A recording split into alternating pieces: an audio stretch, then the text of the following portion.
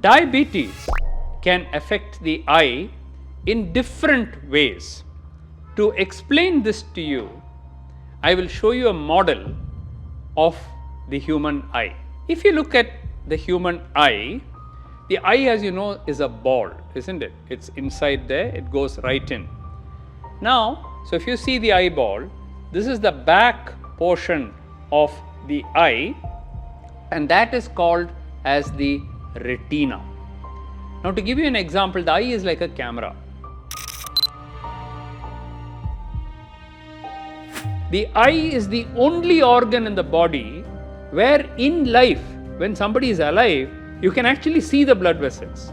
That diabetes can affect the blood vessels, especially the small blood vessels of the eye. Bleeding occurs inside the eye, suddenly the vision can come down. So what can you do to prevent diabetic retinopathy?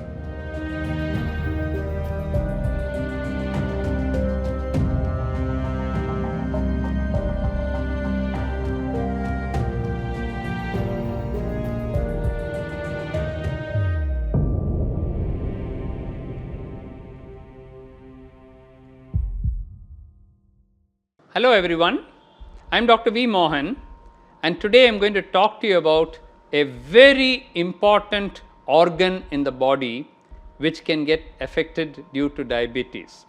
In fact, many people think it's one of the most important organs in the human body. Yes, I am referring to the human eye.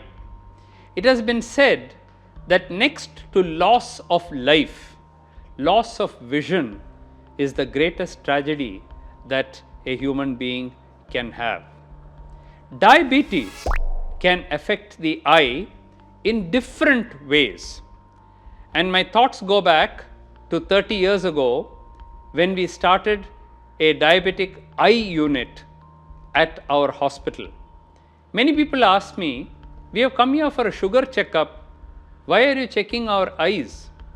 Some others said, we just had our glasses changed last week, I don't need another eye checkup. People did not know what is the connection between diabetes and the eye. And to explain this to you, I will show you a model of the human eye. If you look at the human eye, which I am showing you here, a half cut section so that you can see all the layers of the eye. The eye, as you know, is a ball, isn't it? It's inside there, it goes right in. Now, most people have heard of some things, wearing glasses, that people know. Now, where that gets affected is the lens of the eye. This is the lens, and that is in the front portion of the eye. That is where the lens is. If the lens gets thinner or thicker, you might have to wear glasses. We call it as short sight, long sight. Children also get it, adults get it. After 40 years, most people have to wear some glasses. All that we know, that the public knows very well. Secondly, most people have heard about cataract. Now, cataract is like a curtain. Now, suppose the same lens, which is supposed to be transparent and allow light to go through, suppose it becomes opaque, like a curtain, then what will happen? Light cannot enter into the eye and you won't be able to see anything. And that's why after a certain age, when people develop cataract, they have to go for a cataract surgery. So what is done in that is they will take out your lens and put in a new lens, and that is what cataract surgery is all about. All that, of course, is of interest to us as diabetologists because there can be changes in the front portion of the eye also due to diabetes. You can get infections, conjunctivitis, iritis, lens changes, everything can come due to diabetes. But the part of the eye that we are most interested in is the back portion of the eye. So if you see the eyeball, this is the back portion of the eye, and that is called as the retina. Now, to give you an example, the eye is like a camera. So, in the old camera that we used to use, all that is gone now, but I know, but in the olden days we used to use film, isn't it, in the camera. So, that film will be at the back of the camera, the light gets focused on to that film and it captures the image that we are taking, and that is how the camera used to work. That is exactly what happens in the retina or the back portion of the eye where the light gets focused. So, this retina or the back portion of the eye, why are we interested in this as diabetes specialists or as eye specialists? Because we look at this retina, it is full of blood vessels. It has arteries, it has veins. We all know that diabetes can affect the blood vessels, especially the small blood vessels of the eye. So, when diabetes affects these blood vessels, a few things can happen. The first is that there could be small dot hemorrhages or bleeding spots. Some of these blood vessels can start ballooning and can become what we call as microaneurysms, and in the later stages these blood vessels can start leaking. Water can leak out or some exudates can leak out. The exudates are fatty substances which can leak out from the vessels. If it affects the seeing area of the eye, that is called as the macula, then suddenly the vision can go down. After some time, what happens is that these blood vessels start growing because there is not enough oxygen coming in. Diabetes is now affecting the eye, and because there is not enough oxygen coming in, what we call as hypoxia or lack of oxygen, the body is trying to produce more oxygen than to produce more blood. It starts producing some new blood vessels. We call it as proliferative diabetic retinopathy. New vessels have formed. Now, these new vessels are very thin. So, what happens is suddenly they will burst. If they burst, the retina gets filled with blood. So, we call it as a retinal hemorrhage or a pre-retinal hemorrhage we call it. Sometimes it can bleed into the back portion of the eye called as the vitreous. So, we call it as vitreous hemorrhage. Whatever it is, when this bleeding occurs inside the eye, suddenly the vision can come down. And the pity is that this only occurs if the sugars are uncontrolled for a long time, then it starts affecting the retina or the back portion of the eye. So, what can you do to prevent diabetic retinopathy? The first thing is to get your sugars under good control, diagnose the diabetes early and always keep it under good control. There is a 3-month control test called HbA1c. If you keep the HbA1c below 7%, it is almost sure that your eye will be protected and you do not have to worry about diabetic eye disease or diabetic retinopathy. But if your HbA1c goes up to 8, 9, 10, every 1% increase in HbA1c increases your risk of getting diabetic eye disease by 25% to 35%. So, if your HbA1c instead of being 7 has now gone to 10 or 11, you are almost at 100% risk of developing diabetic retinopathy. So, please remember, you should keep your sugars under control. The third very important factor is that you should go for a regular eye checkup, because if you do not go for an eye checkup, you cannot detect diabetic retinopathy in its early stages. In the very early stages, if you are able to detect it, there is a lot of treatment available. Even just by controlling diabetes, the retinopathy may reverse. At the next stage, we can offer what is called as laser photocoagulation. A powerful light is put into the eye and that will dissolve the clots or the leaking points, or those new vessels can be sealed off, and therefore your vision can be protected.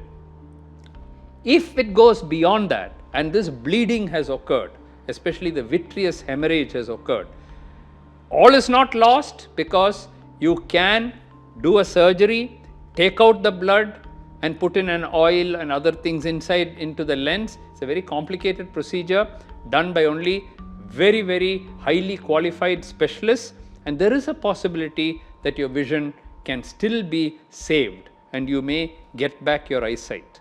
But it's a 50-50 chance. Sometimes it's too late and we can't do anything. At the last stage of diabetic retinopathy, what happens is all these blood clots, they'll start retracting, they'll start pulling on the retina, and the retina itself may come off, and that is called detachment of the retina.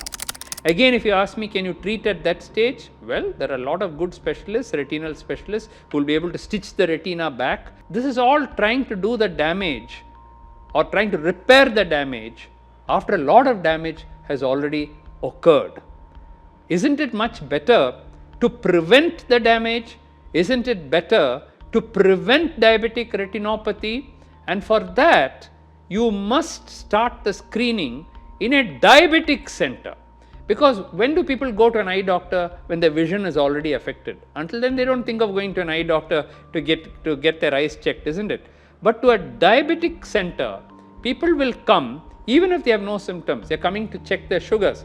So as part of that, right as far back as 1981, we started the Diabetic Retinopathy unit, a diabetic eye unit at our center. We were one of the first in the country to do it, and my late wife, Dr. V.Mohan, was one of the first specialists in diabetic eye disorders.